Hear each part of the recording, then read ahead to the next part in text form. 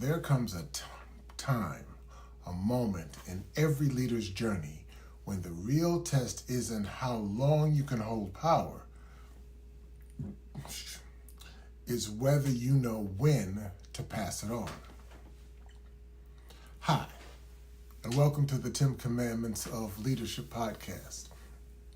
Here we educate, equip, and empower emerging leaders with God-thought leadership, and we present current events and newsmakers in the light of best practices from the Bible. The news that 87-year-old Congresswoman Maxine Waters of California is being challenged by a 53-year-old candidate isn't just politics, it's leadership, it's succession, and it's ego. Now, I have nothing against Maxine Waters at all, but I have everything for leadership development and succession planning. This moment can't be reduced to racism. It can't be reduced to sexism. It barely qualifies as ageism. But it's about something much deeper. It's about knowing when to say when. Now, history teaches us this lesson painfully.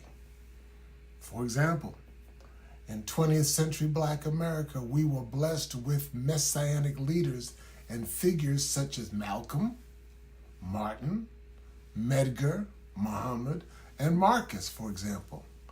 But when these leaders were either assassinated or imprisoned or passed away, many of their movements struggled because second-generation leadership had not been fully developed. There was no bench, there was no succession plan, and there was no transition plan. I'll never forget a friend who stepped into a senior leadership position at a national healthcare organization. His boss told him on day one, start training your successor. That's wisdom. Yet too often, especially in our national Black community, once we grab the reins of power, we don't know how to loosen the grip and let it go. So we end up getting pushed out instead of stepping aside with dignity. Look at sports, for example.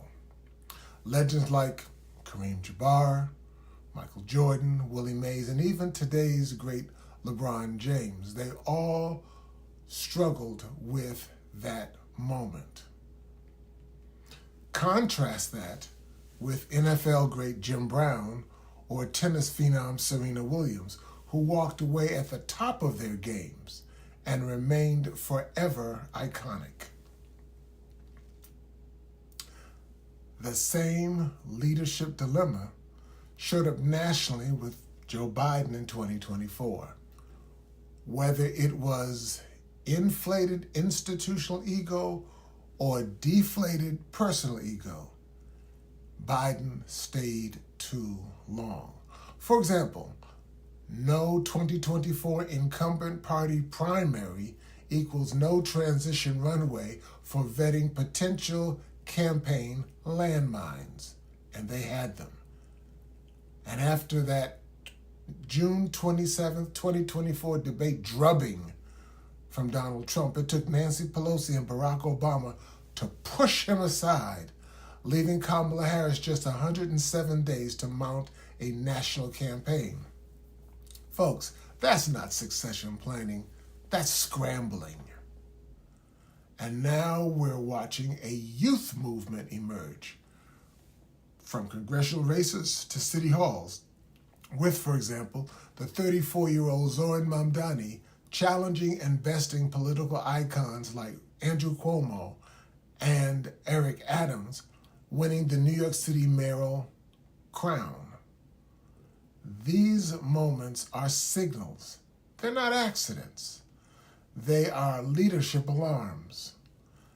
This is why I salute Maxine Waters' challenger Myla Rahman, not because she's young, but because she represents what I call leading from the middle.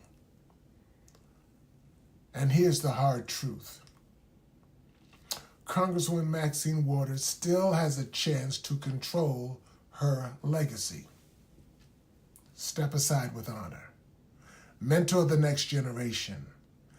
Then become known as a successor builder. Because even if she wins this re-election, she'll be challenged again and again and again. This is what egoholism looks like in leadership, a distorted sense of self that tells us we are indispensable. Recovering leaders know better. They build benches, they pass batons, and know when to say when.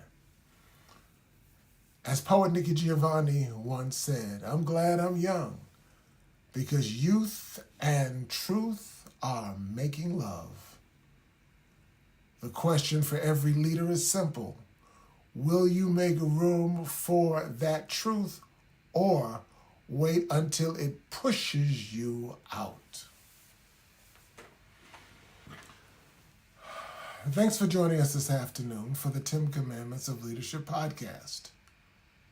In fact, join us each weekday for Tim Alston's Leadership Nuggets, educating, equipping, and empowering emerging leaders to manage ego problems in 60 seconds. It airs each weekday at 7 a.m., 1 p.m., and 7 p.m. Central Time, and available on Facebook, YouTube, and LinkedIn. And also join us every weekday for the 10 Commandments of Leadership, 4 p.m. Also available on Facebook, LinkedIn, and YouTube. See you then, and invite a friend. Bye-bye.